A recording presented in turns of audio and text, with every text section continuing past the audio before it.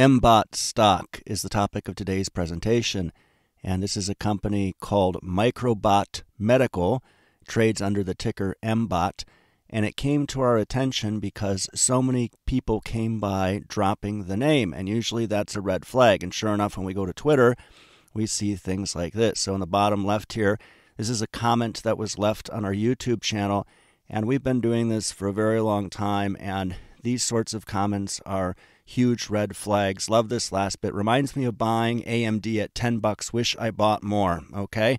If you look above that, you'll see here where somebody's talking about arbitrary price targets and how these huge catalysts have been confirmed, low float, share offerings, and you see there's a accompanying video with a lot of visibility. And then on the right here, people speculating, I'm willing to bet big news is coming soon. You can go across Twitter and search for this ticker, and you'll see all kinds of individuals pumping this stock. So when we talk about penny stocks, most people assume that a penny stock is any company that trades for less than a dollar, and you wouldn't be wrong based on that definition.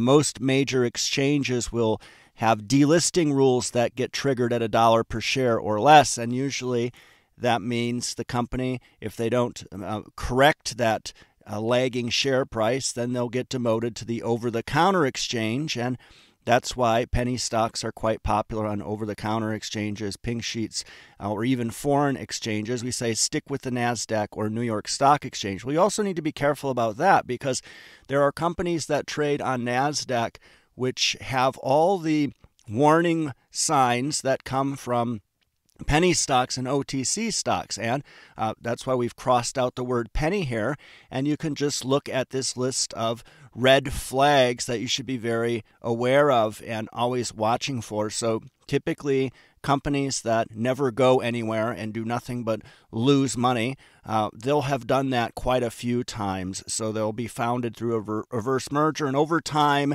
they'll evolve to whatever trend happens to be popular amongst investors. So you'll see Bob's Auto Repair suddenly become 3D printed blockchain IoT sensors. They'll usually talk about a patent or a number of patents that are what they hang their hat on, and sometimes someone in senior management whose past credentials support those patents will be heavily touted. They'll have a lot of marketing materials about the opportunity. They'll compare themselves to success stories. In this case, Microbot is doing robotic surgeries or wants to do those, and they'll compare themselves to Intuitive Surgical. There'll almost never be revenues that help demonstrate traction. That's pretty common. We don't see revenues with MBOT. And you'll see all these messages out there about load up, get on the train, the next Microsoft, the next AMD, the next Tesla, easy 10-bagger. Any criticism of these companies will be met with a lot of accusations. You'll probably see that on this video because most people just look at that cover slide. They won't even bother watching, and they'll just post some comment about how we're short, and we're not. We never short companies. These firms will announce partnerships, memorandums of understanding that never actually go anywhere, and this MBOT firm has a supposed collaboration with Stryker that we'll touch on. They'll communicate in an overly aggressive manner, loads of press releases. We call that science by press release. You'll be able to find previously made promises that are consistently broken, and then over time they'll pivot into other applications, just as we said, depending on what's popular. And what ends up happening here is that long-term investors are left holding shares that are worthless. They become bag holders. Now, when you look at these supposed price targets for Microbot Medical, what's interesting here, and you can see where somebody has posted this tweet, and look at how they've tagged all the great companies out there that are doing quite well, and then added their little turd company here to the list, and of course put up the AMD Micro Devices chart there showing an 800% increase, and then they're trying to push that same thing there. Look at this Trader Pro price target for this, no reasoning given at all, randomly pulled out of their asses, $24. And when you look here at the firms making recommendations, remember this name, H.C. Wainwright and Company. So they have a good reason to be putting out these arbitrary price targets, and we'll talk about that. And when you look at what this company started out as, cellular transplants, then they moved to cytotherapeutics, Then they moved to Stem Cells Inc., and now they're doing robotic surgeries. And when you look at the balance sheet, this is a $30 million company. Here's their balance sheet. So they have $2 million in cash, $2.9 million in marketable securities. So let's say they have a total of $5 million in liquidity. And then they have some other bits and bobs here totaling $6.2 million. How is this a $30 million company? Well, they did raise $1.5 million more, and the firm that helped them raise that, H.C. Wainwright and Company, the one putting out those aggressive price targets, they managed to raise an additional $1.5 million. So now they have, $6.5 million that they're going to use to take a robotic surgery device to market? I don't think so.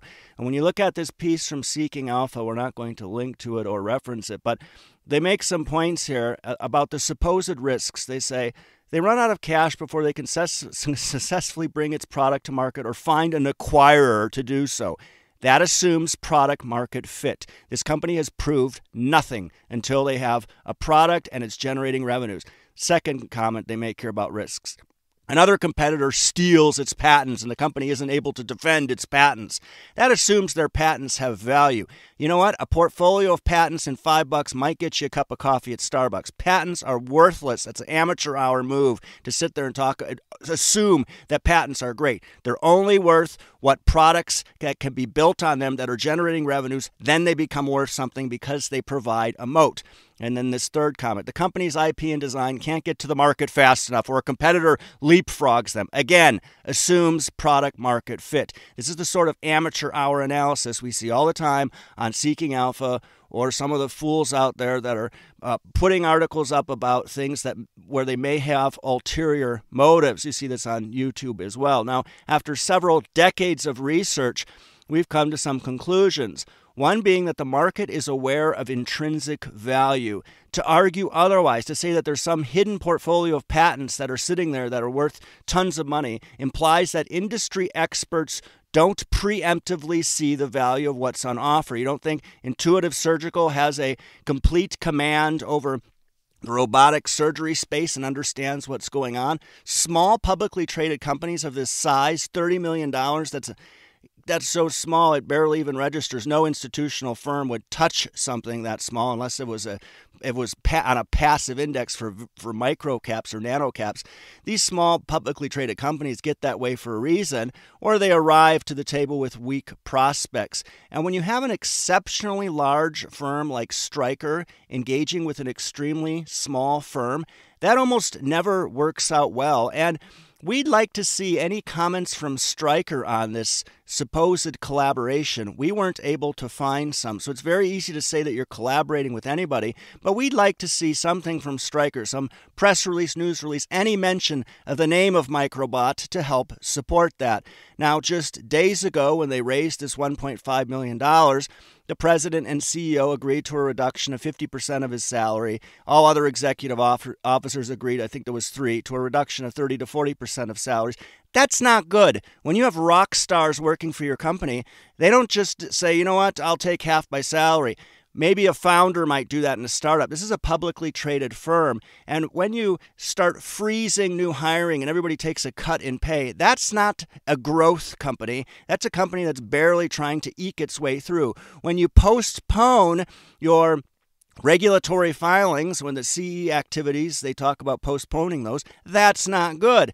And then when they completed their animal feasibility study coming up on 3 years ago, and then they talk about initiating preparations for potential first-in-human cases in Brazil, that's a red flag. When you see companies that start to move their testing overseas to emerging markets, that's a big red flag. Now, people will come around, as we said, and say that, we're short or whatnot. We're not short. We weren't paid to write this by anyone. We're not in cahoots with the competition. We're not assuming everyone's stupid. We're not bashing to get shares in the cheap.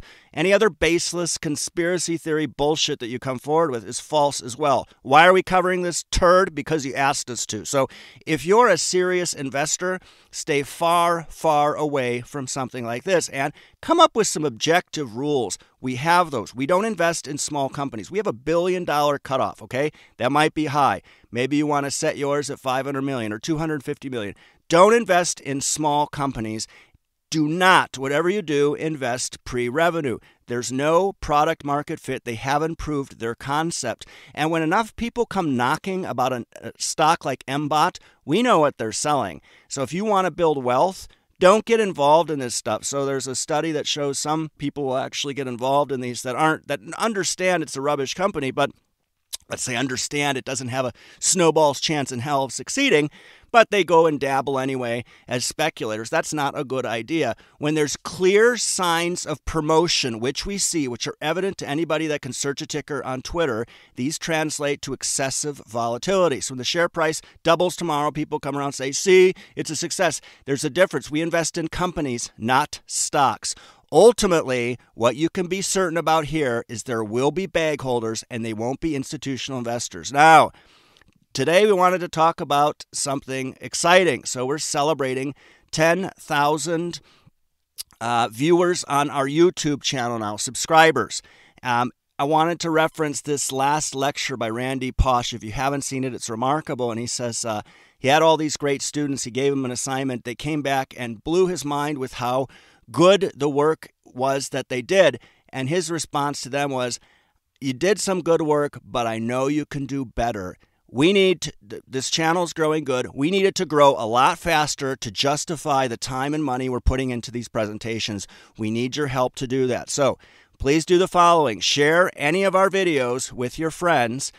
Tell us in the comments for this video how you shared the video, whether you used email, WhatsApp, Reddit, etc.